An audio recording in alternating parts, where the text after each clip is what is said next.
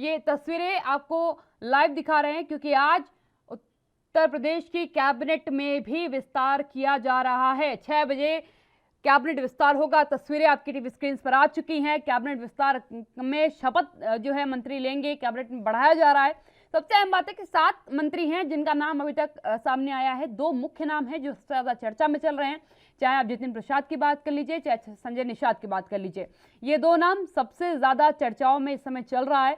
तस्वीरें आ चुकी हैं, थोड़ी देर में ये कार्यक्रम शुरू हो जाएगा।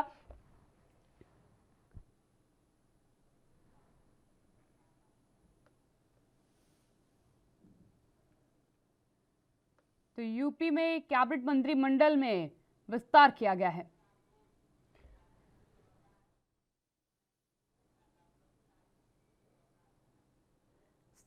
सुरेंद्र राजपूत जी मेरे साथ जुड़ चुके हैं, प्रवक्ता कांग्रेस से। अश्विनी शाही जी मेरे साथ जुड़ चुके हैं, प्रवक्ता भारतीय जनता पार्टी से। सुरेंद्र जी क्या कहेंगे, क्योंकि चुनाव से 4 महीने पहले, मात्र 4 महीने पहले जो है कैबिनेट का विस्तार किया जा रहा है। क्या लगता है आपको, क्यों ये फैसला लिया गया? आपने स्वयं ही सवाल किया काव्या और स्वयं ही जवाब दे दिया। मुझे खुशी है कि आपने कम से कम ये बात उठाई।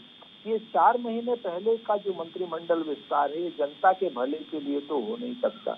ये भारतीय जनता पार्टी के कार्यकर्ता, एमएलए, एमएलसी और केंद्र जो नरेंद्र मोदी जी की सरकार या केंद्र सरकार को आप कह सकते हैं, केंद्रीय भाजपा को, और उत्तर प्रदेश की भाजपा में जन्मे असंतोष को दबाने के लिए किया गया है। और इससे आम जनता का कोई लेना देना नहीं है, कोई मतलब नहीं है और समझ के बाहर है कि इस वक्त 4 महीने में मंत्री कर क्या लेंगे। आज गन्ने का दाम आपके सामने है, इन्होंने 4 साल में 25 रुपए बढ़ाया है, यानी 5 रुपए पर साल के हिसाब से इन्होंने बढ़ाया है।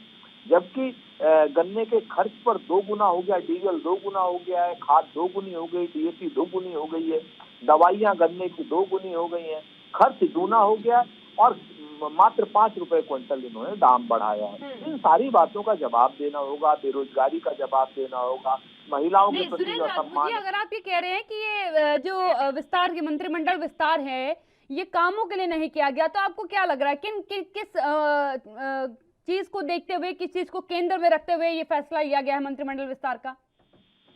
काव्या नौटियाल जी, ये सिर्फ और सिर्फ भारतीय जनता पार्टी के अंदर, पार्टी के अंदर जो व्याप्त असंतोष है उसको दूर करने के लिए, केंद्रीय भाजपा और राज्य की भाजपा के झगड़े को खत्म करने के लिए, योगी जी और मोदी जी के अहम और वहम को संतुष्ट करने के लिए इस मंत्रिमंडल का विस्तार किया जा रहा है। अन्यथा इस मंत्रिमंडल विस्तार की कोई आवश्यकता नहीं। ठीक है, अश्विनी शाही जी भी मेरे साथ जुड़े हुए हैं। अश्विनी शाही जी क्या कहेंगे? सुरेंद्र राजपूत जी का कहना है कि कामों के लिए तो अभी कैबिनेट विस्तार नहीं है, ये विस्तार मात्र जो है केवल दिखावे के लिए है और ये समीकरण साधने के लिए हो सकता है।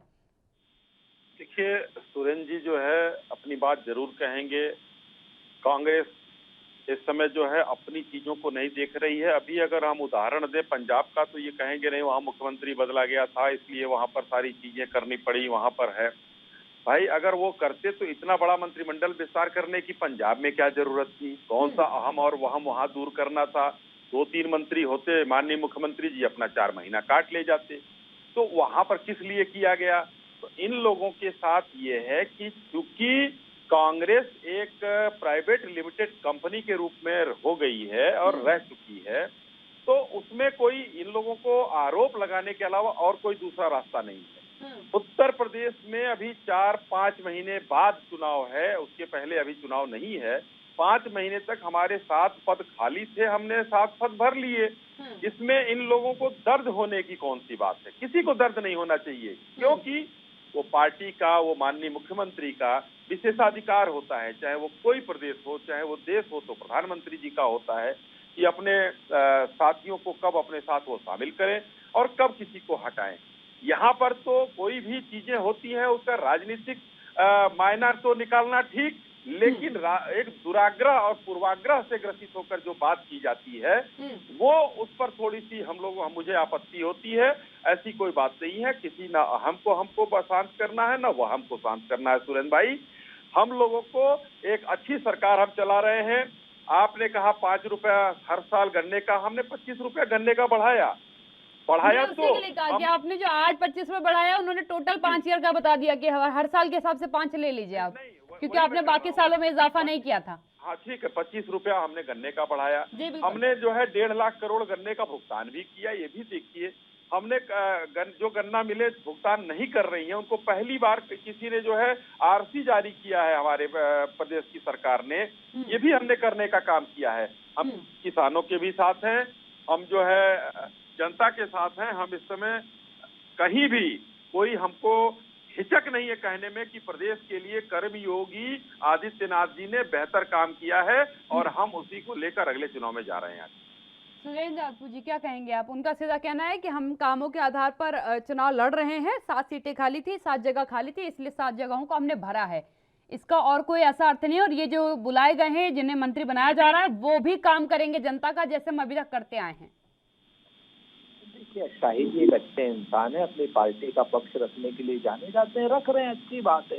ये पंजाब में चले गए थे तो उन्हें गुजरात में जाने में कोई परेशानी थी क्या? पंजाब का बदला गया, गुजरात में नहीं पूरा का पूरा बदला गया।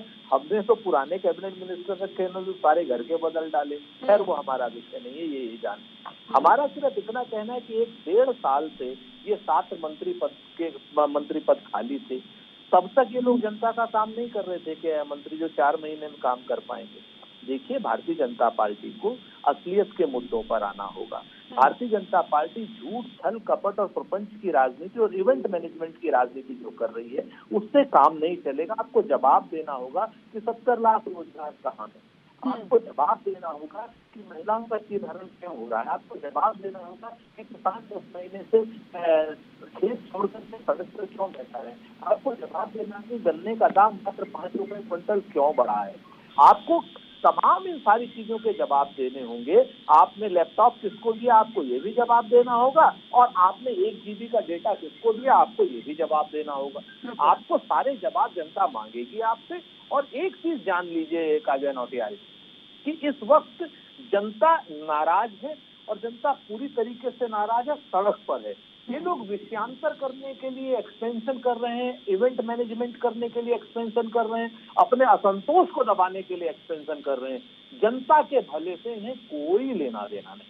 बिल्कुल बिल्कुल। दोनों मामलों में बहुत बहुत धन्यवाद मेरे साथ चर्चा में शामिल होने के लिए। अश्विनी शाही जी, सुरेंद्र राजपूत जी प्रवक्ता कांग्रेस से मेरे साथ जुड़े थे। अश्विनी शाही जी भारतीय जनता पार्टी से प्रवक्ता मेरे साथ जुड़े थे।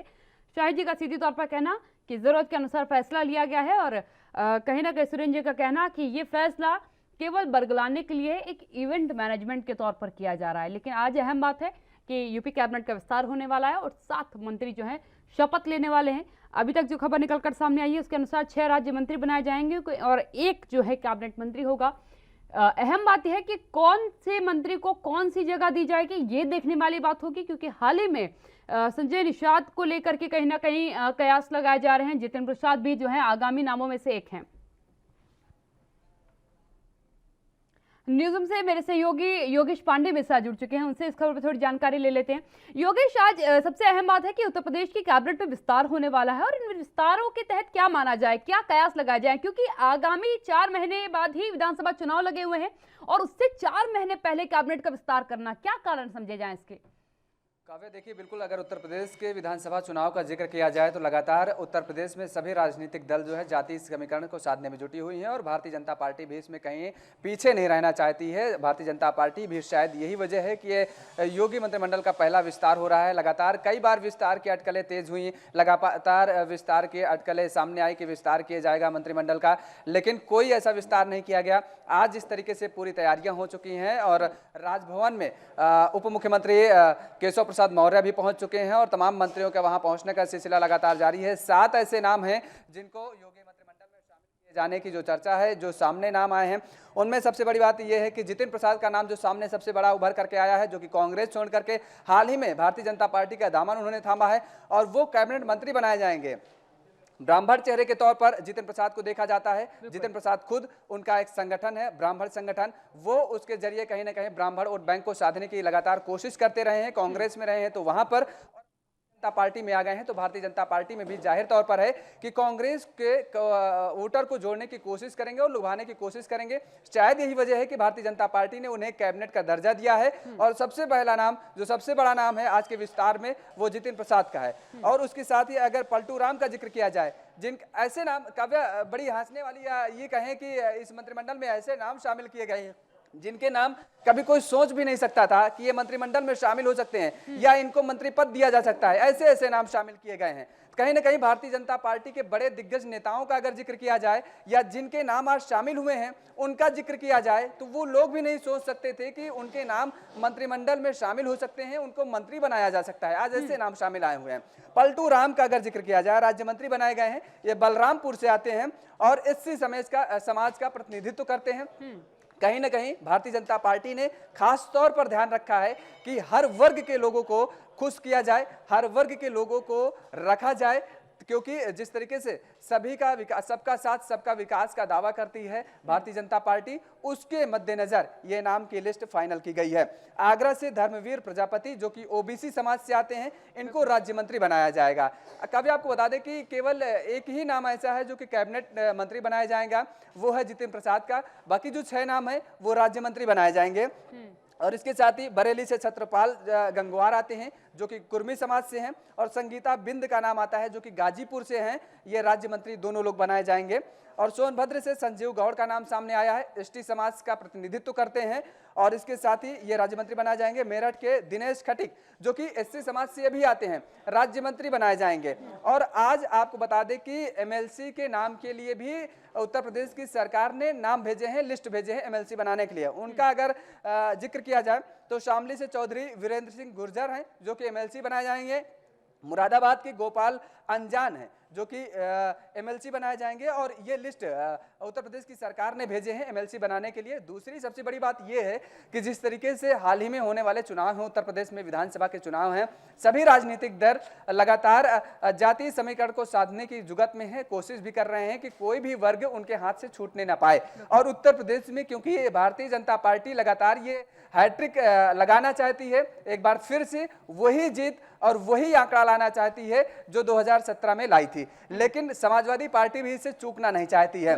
समाजवादी पार्टी भी उसकी एक कोशिश है कि आखिर 2017 में अखिलेश यादव से कहां चूक हो गई। अखिलेश यादव खुद इस बात का अंदाजा नहीं लगा पा रहे थे 2017 में, क्योंकि जिस तरीके से उन्होंने नारा दिया था कि काम बोलता है, लेकिन 2017 में जो चुनाव के नतीजे आए वो बेहद हैरान करने वाले थे। वो दरअसल भारतीय जनता पार्टी ने भी नहीं सोचे थे कभी कि उसके पक्ष में इतनी शानदार सीटें मिलेंगी और समाजवादी पार्टी कहीं इतने नीचे चली जाएगी। और बसपा का अगर जिक्र किया जाए तो उसका नामो निशा मानो मिटता सा नजर आएगा।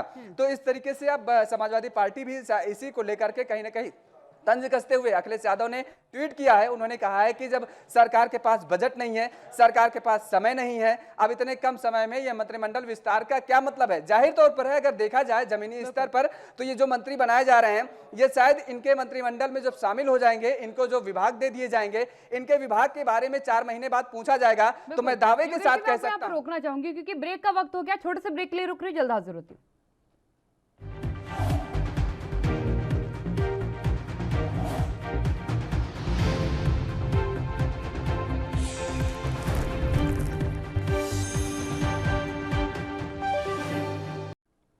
ब्रेक के बाद एक बार फिर आपका स्वागत है। सीधा न्यूज रूम का रुख करेंगे जहां योगेश पांडे मेरे सहयोगी मेरे साथ लगातार बने हुए हैं। योगेश जी, एक चीज समझने वाली बात है क्योंकि मंत्रिमंडल के विस्तार में एक चीज पर बहुत गौर फरमाया गया है सरकार की तरफ से। पहला ब्राह्मण चेहरे के ऊपर और दूसरा जो है दलित समाज के ऊपर, क्योंकि ठाकुरवाद का आरोप बीच में लगा। आपको बखूबी याद होगा कि जो आम आदमी पार्टी के सांसद है संजय जी, उन पर भी सवाल उठा था कि उन्होंने ठाकुरवाद को लेकर के जो है सवाल खड़े करे और लोगों से जो है डेटा कलेक्ट करने का प्रयास किया। तो क्या इस पर एक ब्रह्मास्त्र चलाने का प्रयास किया गया है सरकार की तरफ से, ब्राह्मण चेहरे को और दलित चेहरों को आगे करके? काव्य, वही बात मैंने बताई कि दरअसल केवल ब्राह्मण और दलित चेहरे को नहीं बल्कि सभी समाज के लोगों को साधने की कोशिश की गई है भारतीय जनता पार्टी के द्वारा। और आपको बता दें कि कैबिनेट विस्तार से पहले जिस तरीके से मुख्यमंत्री योगी आदित्यनाथ का ट्वीट आता है, वो ट्वीट करते हैं कि नीति और नियति दोनों साफ है भाजपा सरकार की, न भ्रष्टाचार करेंगे और न भ्रष्टाचार होने देंगे। लगातार ये जब से मुख्यमंत्री पद की कुर्सी संभाले हैं योगी आदित्यनाथ, तब से इस बात का हालांकि दावा करते रहते हैं। और आज एक बार फिर से ये मंत्रिमंडल विस्तार से पहले उन्होंने ये ट्वीट किया है। और जिस तरीके से अब अखिलेश यादव का जिक्र किया जा रहा है, अखिलेश यादव ने ट्वीट किया है, ये पक्ष विपक्ष की बात हो सकती है काव्या, कि अखिलेश यादव ने ये बात कही है कि इतने कम समय में सरकार के पास बजट नहीं है, तमाम सारी चीजें हैं और ऐसे में मंत्रिमंडल विस्तार का क्या होगा। हालांकि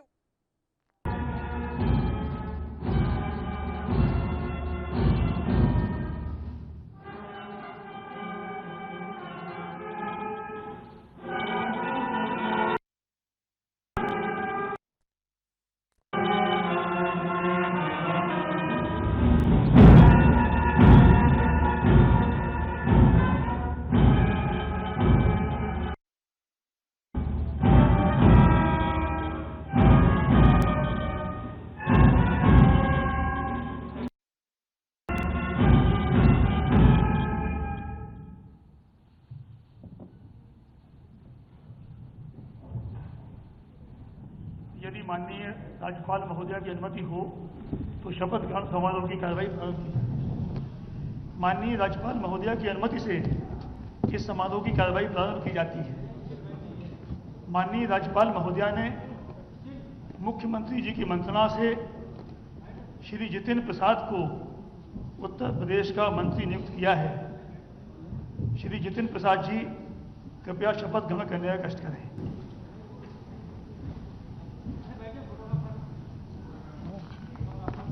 मैं जितेंद्र प्रसाद ईश्वर की शपथ लेता हूं कि मैं विधि द्वारा स्थापित भारत के संविधान के प्रति सच्ची श्रद्धा और निष्ठा रखूंगा। मैं भारत की प्रभुता और अखंडता अक्षुण्ण रखूंगा। मैं उत्तर प्रदेश राज्य के मंत्री के रूप में अपने कर्तव्यों का श्रद्धापूर्वक और शुद्ध अंतःकरण से निर्वहन करूंगा तथा मैं भय या पक्षपात, अनुराग या द्वेष के बिना सभी प्रकार के लोगों के प्रति संविधान और विधि के अनुसार न्याय करूंगा। मैं राज्य के मंत्री के गोपनीयता की शपथ, मैं जितेंद्र प्रसाद ईश्वर की शपथ लेता हूं कि जो विषय उत्तर प्रदेश राज्य में मंत्री के रूप में मेरे विचार के लिए लाया जाएगा अथवा मुझे ज्ञात होगा, उसे किसी व्यक्ति या व्यक्तियों को तब तक सिवाय जबकि ऐसा मंत्री के रूप में अपने कर्तव्यों के सामूहिक निर्वहन के लिए ऐसा करना अपेक्षित हो, मैं प्रत्यक्ष अथवा अप्रत्यक्ष रूप से संसूचित या प्रकट नहीं करूंगा।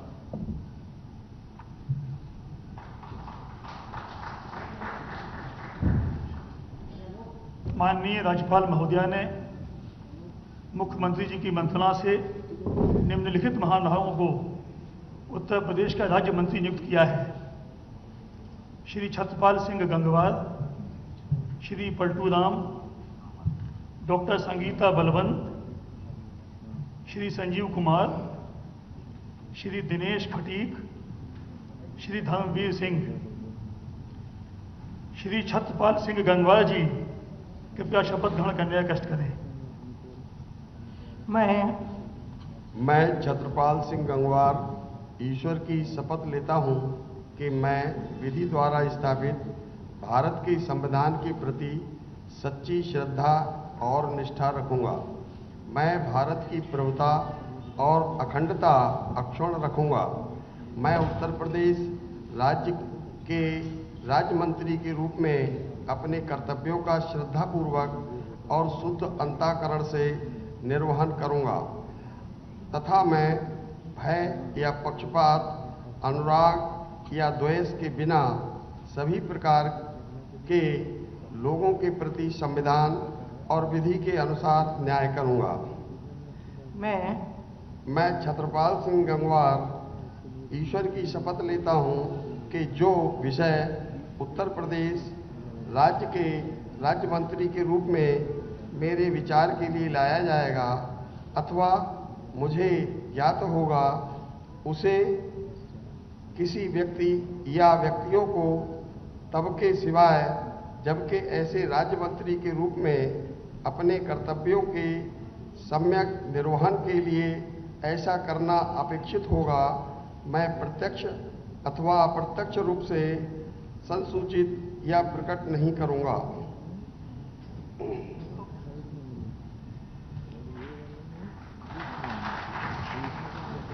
श्री पलटू राम जी कृपया शपथ ग्रहण करने का कष्ट करें।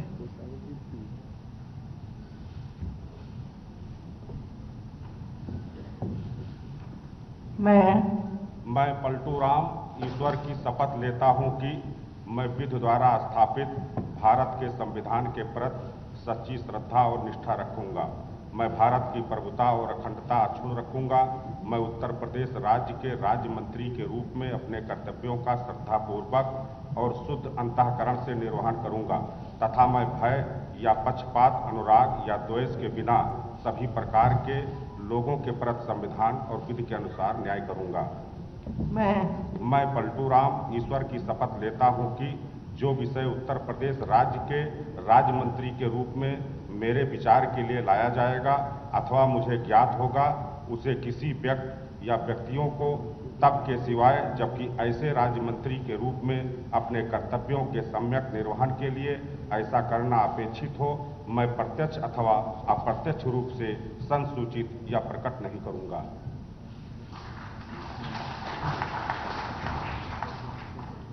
डॉक्टर संगीता बलवंत जी कृपया शपथ ग्रहण करने का कष्ट करें।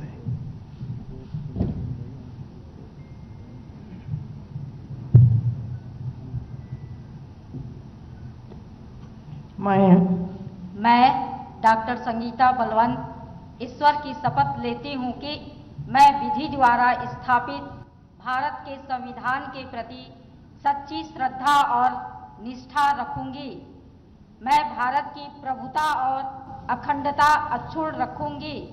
मैं उत्तर प्रदेश राज्य के राज्य मंत्री के रूप में अपने कर्तव्यों का श्रद्धापूर्वक और शुद्ध अंतःकरण से निर्वहन करूंगी तथा मैं भय या पक्षपात, अनुराग या द्वेष के बिना सभी प्रकार के लोगों के प्रति संविधान और विधि के अनुसार न्याय करूंगी। मैं डॉक्टर संगीता बलवंत ईश्वर की शपथ लेती हूँ कि जो विषय उत्तर प्रदेश राज्य के राज्य मंत्री के रूप में मेरे विचार के लिए लाया जाएगा अथवा मुझे ज्ञात होगा, उसे किसी व्यक्ति या व्यक्तियों को तब के सिवा जबकि ऐसे राज्य मंत्री के रूप में अपने कर्तव्यों के सम्यक निर्वहन के लिए ऐसा करना अपेक्षित हो, मैं प्रत्यक्ष अथवा अप्रत्यक्ष रूप से संसूचित या प्रकट नहीं करूंगी। धन्यवाद। श्री संजीव कुमार जी कृपया शपथ ग्रहण करने का कष्ट करें।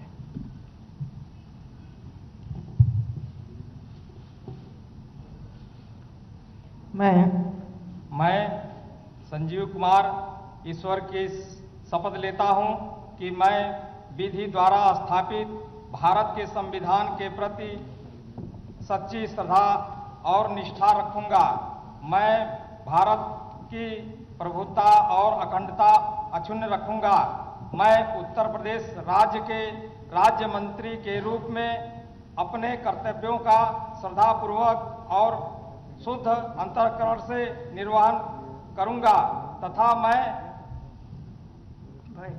भय या पक्षपात, अनुराग या द्वेष के बिना सभी प्रकार के लोगों के प्रति संविधान और विधि के अनुसार न्याय करूंगा।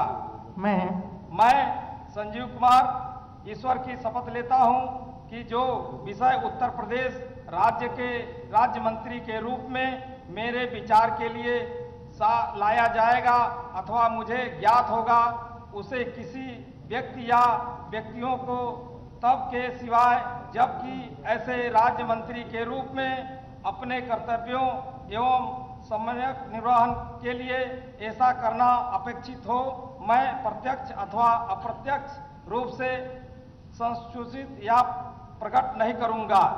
धन्यवाद। श्री दिनेश खटीक जी कृपया शपथ ग्रहण करने का कष्ट करें।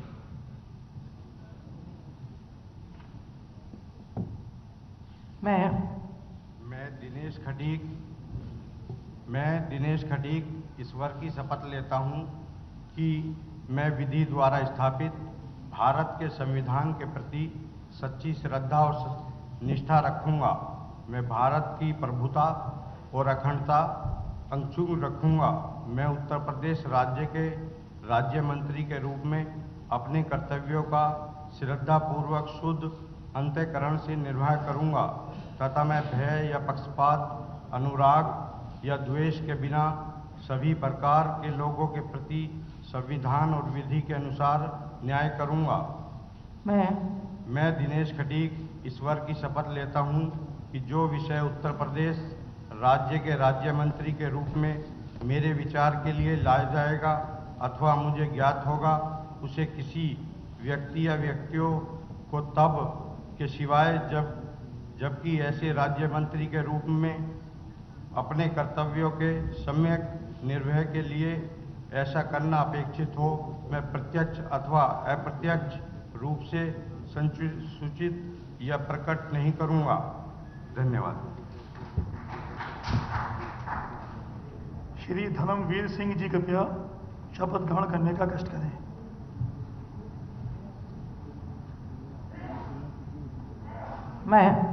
मैं धर्मवीर सिंह ईश्वर की शपथ लेता हूं कि मैं विधि द्वारा स्थापित भारत के संविधान के प्रति सच्ची श्रद्धा और निष्ठा रखूंगा। मैं भारत की प्रभुता और अखंडता अक्षुण्ण रखूंगा। मैं उत्तर प्रदेश राज्य के राज्य मंत्री के रूप में अपने कर्तव्यों का श्रद्धापूर्वक और शुद्ध अंतःकरण से निर्वहन करूंगा तथा मैं भय या पक्षपात, अनुराग या द्वेष के बिना सभी प्रकार के लोगों के प्रति संविधान और विधि के अनुसार न्याय करूंगा।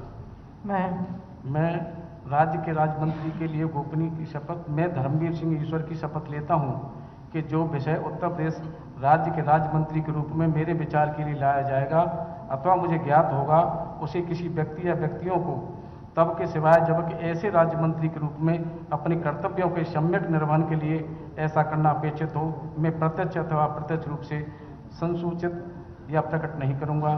धन्यवाद।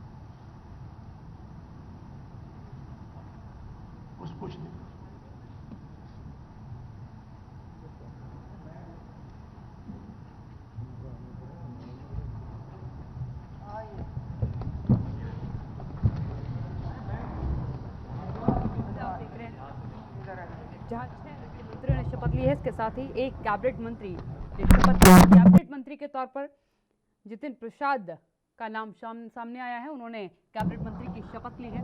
इसके साथ ही राज्य मंत्री में छत्रपाल सिंह गंगवार, पलटू राम, डॉक्टर संगीता विंज, राजीव कुमार गौड़, ये सभी नाम जो है शामिल हुए हैं जिन्हें राज्य मंत्री की शपथ दिलाई गई है। आज उत्तर प्रदेश की कैबिनेट का विस्तार किया गया है। 7 मंत्रियों को शपथ दिलाई गई है, जिसमें से 6 राज्य मंत्री हैं, जबकि एक कैबिनेट मंत्री की शपथ दिलाई गई है, जिसमें पहला नाम जितिन प्रसाद का है जो कैबिनेट मंत्री बने हैं। वहीं राज्य मंत्री की बात करें तो छत्रपाल गंगवार जो हैं वो राज्य मंत्री पद की उन्होंने शपथ ली है। इसके साथ ही पलटू राम, उन्होंने भी राज्य मंत्री पद की शपथ ली है। राजीव कुमार गौड़, इन्होंने भी राज्य मंत्री पद की शपथ ली है।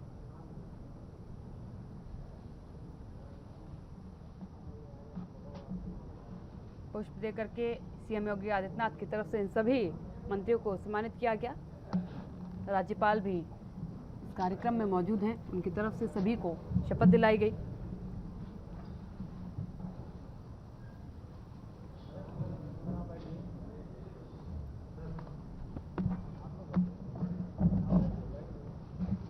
लगातार कई सवाल जो थे वो खड़े हो रहे थे कि आखिरकार विस्तार किस प्रकार से होगा। उस विस्तार में सबसे अहम चीज़ है कि पहला नाम जो कैबिनेट में जिस मंत्री का नाम निकल करके सामने आया है वो जितिन प्रसाद का आया है। हाल ही में कांग्रेस से इन्होंने भारतीय जनता पार्टी को ज्वाइन किया है और ब्राह्मणों में एक बड़ा चेहरा माने जाते हैं। माननीय राज्यपाल महोदया की अनुमति से इस समारोह का समापन किया जाता है।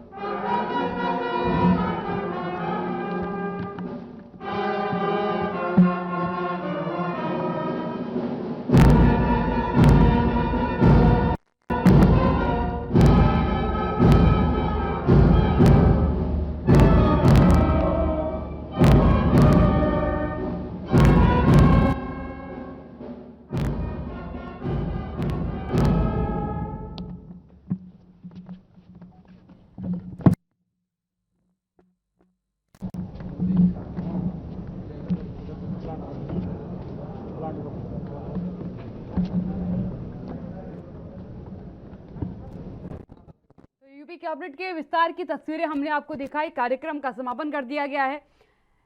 सबसे अहम बात है कि 7 मंत्रियों को शपथ दिलाई गई है, जिसमें एक कैबिनेट मंत्री है जितिन प्रसाद। इसके साथ ही 6 जो हैं वो राज्य मंत्री के तौर पर उन्होंने शपथ ली है।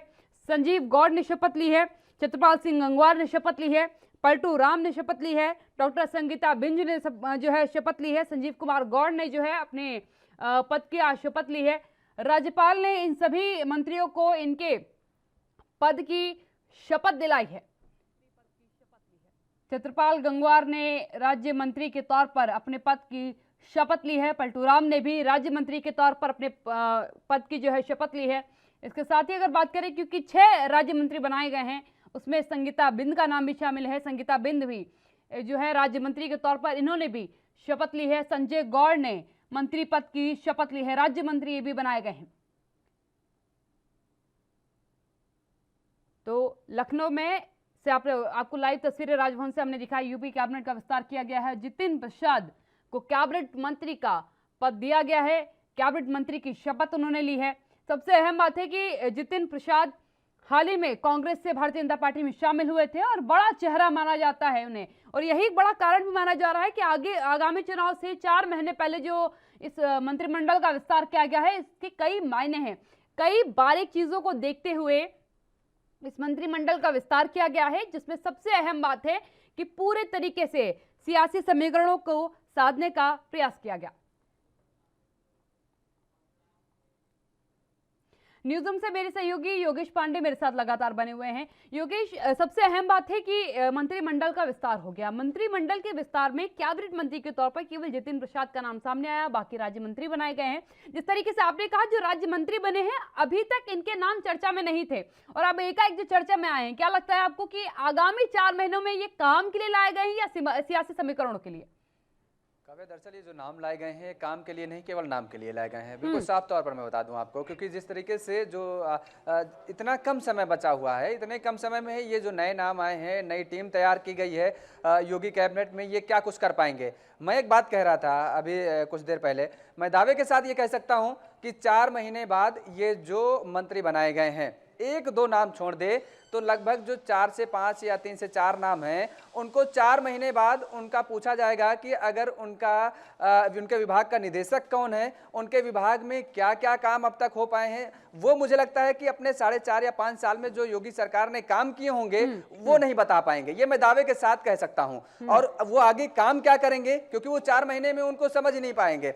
आपको याद होगा जब उत्तर प्रदेश में भाजपा की सरकार बनी थी और मुख्यमंत्री के तौर पर योगी आदित्यनाथ आए थे सामने और मुख्यमंत्री बने, शपथ लिए। उसके बाद जिस तरीके से ताबड़तोड़ बैठकें चालू हुई हैं, रात को 2-2 बजे तक, 3-3 बजे तक बैठ के चलती रही, और उसमें क्या बताया गया कि विधायकों को समझाने की कोशिश की जा रही है, अधिकारियों के समक्ष उनको प्रस्तुत किया जा रहा है। उन विधायकों को जिनको मंत्रिमंडल में शामिल किया गया है, जिनको विभाग दिए गए हैं, जिनको मंत्री पद की शपथ दिलाई गई है, उन विभागों को वो किस तरीके से चलाएंगे, उन विभागों में जानकारी देने के लिए, क्योंकि ये तमाम सारी बातें कही जा रही थी कि विधायकों को मंत्री पद तो दे दिया जाता है, विभाग बांट दिए जाते हैं, लेकिन दरअसल उन मंत्रियों को विभाग के बारे में कोई जानकारी ही नहीं होती है, तो वो काम कैसे करेंगे। जिस तरीके से अधिकारी फाइल दर उधर टहलाते हैं, उसी तरीके से अधिकारियों के पीछे कहीं ना कहीं मंत्रियों को टहलना पड़ेगा। ये साफ तौर पर बताया गया और उसके लिए एक विशेष तौर पर बैठक की जाती रही, लगातार मंत्रियों को ब्रीफ किया जा रहा था। लेकिन अब जिस तरीके से ये 4 महीने के लिए ये मंत्रिमंडल में शामिल किए गए हैं,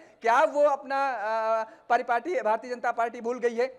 क्या वो हाल भूल गई है जिन बातों का दावा करती रही भारतीय जनता पार्टी कि ये जान नहीं पाएंगे, समझ नहीं पाएंगे? क्या ये 4 महीने में समझ पाएंगे? क्या ये 4 महीने में जान पाएंगे? जवाब उमेश जी से ले लेती हूँ। मेरे साथ उमेश सिंह जी जुड़ चुके हैं, भारतीय जनता पार्टी से हैं। उमेश जी, 4 महीने पहले कैबिनेट का विस्तार होना, यकीनन इस फैसले से सब कोई हैरान है, और खासकर जो नाम चयनित किए गए हैं उसमें केवल जितिन प्रसाद का नाम छोड़ दिया जाए तो बाकी मोस्टली ऐसे नाम हैं जो अभी तक चर्चा के केंद्र में नहीं थे, उन्हें आपने जो है राज्य मंत्री का दर्जा दिया है, और एक लंबा समय लगता है सियासत को समझने में, खासकर जब मंत्री पद की जिम्मेदारी आपको दी जाती है। क्या लगता है आपको 4 महीने में आपके जो नए मंत्री चयनित है वो अपने कार्यकाल को समझ जाएंगे पूरी तरीके से?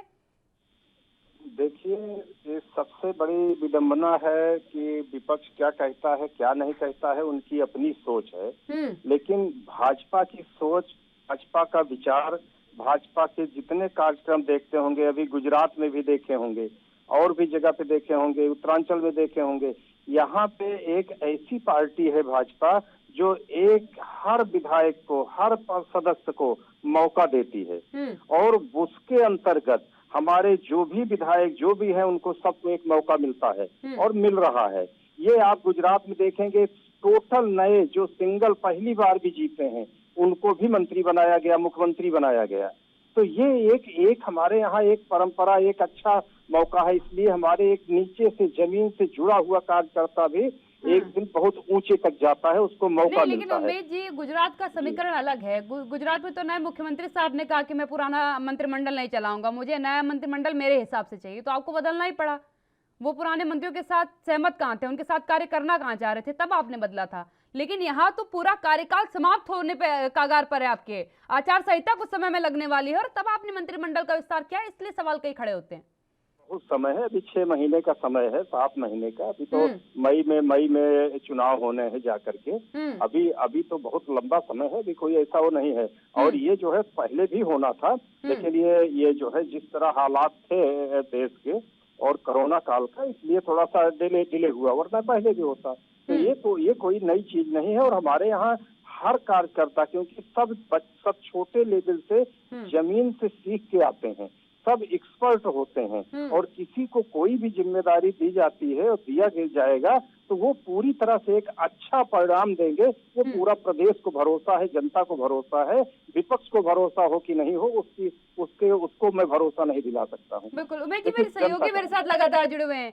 योगेश जी कह रहे हैं कि हमारे पास जो आते हैं वो एक्सपर्ट्स होते हैं, उन्हें ऑलरेडी सारा काम आता है, इसलिए जरूरत नहीं है उन्हें ज्यादा परेशान होने की या सीखने की। जी, आप ही की सरकार जब नई बनी थी तो आपको याद होगा, खैर तब आप बीएसपी में हुआ करते थे, आपको याद होगा, लेकिन भारतीय जनता पार्टी किस तरीके से लगातार बैठकें करती थी और अपने मंत्रियों को ये समझाने की कोशिश किया करती थी और इस बात का दावा किया करती थी कि ये बैठक इसलिए की जा रही है क्योंकि मंत्रियों को समझाया जा सके कि उनके विभाग में क्या काम होता है, कैसे काम होता है और किस तरीके से किया जाना है जनता के हित को लेकर के। लेकिन अब ये जो 4 से 5 महीने बचा है, 5 महीने आप कह रहे हैं, 5 महीने में ये लोग क्या ऐसे जादू की छड़ी घुमा देंगे जो कि अभी तक जो अन्य मंत्री हैं, जो मंत्रिमंडल है योगी का मंत्रिमंडल, वो अभी काम नहीं कर पा रहा था। दूसरी बात, सबसे बड़ी बात ये निकल करके आती है, आपने कोरोना का जिक्र कर दिया, कोरोना के पहले भी मंत्रिमंडल का विस्तार हो सकता था। कई बार जब पहले फेस आया कोरोना का, उसके बाद भी जिस तरीके से अटकलों का दौर जारी रहा कि अब योगी के मंत्रिमंडल का विस्तार होगा, उस दौरान भी कोई मंत्रिमंडल का विस्तार नहीं हुआ है। तमाम सारे ऐसे पद खाली रहे हैं, लगातार बगावत के सुर देखने को मिले हैं भारतीय जनता पार्टी के विधायकों के द्वारा, नेताओं के द्वारा।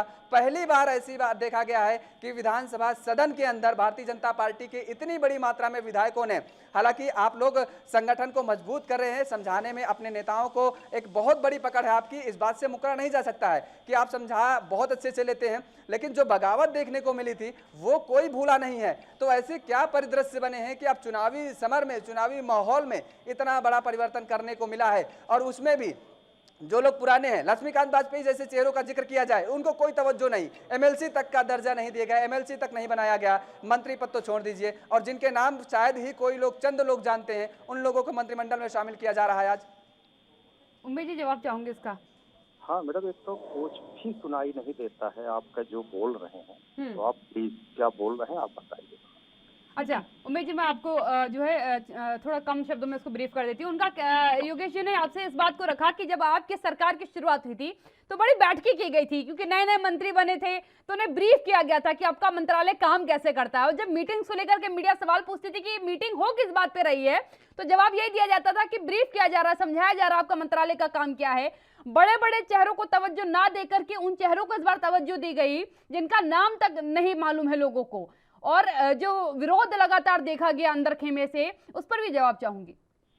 मैं आपको बिल्कुल फिर से जो है आश्वस्त कर देना चाहता हूँ। हाँ जी, कतई कोई विरोध नहीं है, किसी खेमे में कोई खेमेबाजी नहीं है, और बहुत अच्छा हमारे यहाँ सभी को मौका मिलता है। हमारे यहाँ राष्ट्रीय अध्यक्ष तक हर बार चेंज होते हैं और नए नए बनाए जाते हैं और हर आदमी हमेशा कहता है मैं नाम नहीं सुना था।